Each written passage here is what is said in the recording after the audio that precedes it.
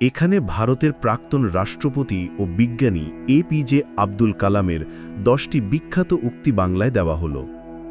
১.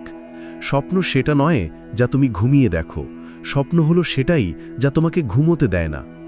২. যদি তুমি সূর্যের মতো উজ্জ্বল হতে চাও তবে আগে তোমাকে সূর্যের মতো পুড়তে হবে। ৩.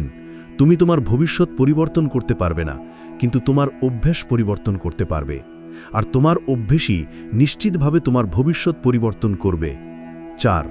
প্রথম বিজয়ের পর বসে থেকো না, কারণ দ্বিতীয়বার যদি তুমি ব্যর্থ হও তবে অনেকেই বলবে প্রথম জয়টা ছিল কেবল ভাগ্য। ৫. বৃষ্টির সময় সব পাখিই আশ্রয়ের খোঁজ করে, কিন্তু ঈগল মেঘের ওপর দিয়ে উড়ে বৃষ্টিকে এড়িয়ে যায়। ৬. একটি ভালো বই ১০০ জন ভালো বন্ধুর সমান, কিন্তু একজন ভালো বন্ধু একটি লাইব্রেরির সমান। ৭. স্বপ্ন সত্যি হওয়ার আগে তোমাকে স্বপ্ন দেখতে হবে। ৮. মানুষের জীবনে কঠিন সময়ের প্রয়োজন আছে, কারণ কঠিন সময়ে পার না করলে সাফল্যের আনন্দ উপভোগ করা যায় না। ৯. জীবন এবং সময় হলো পৃথিবীর শ্রেষ্ঠ শিক্ষক। জীবন শেখায় সময়কে ভালোভাবে ব্যবহার করতে, আর সময় শেখায় জীবনের মূল্য দিতে। ১০. সফলতার গল্প পড়ো না, কারণ তা থেকে তুমি শুধু বার্তা পাবে।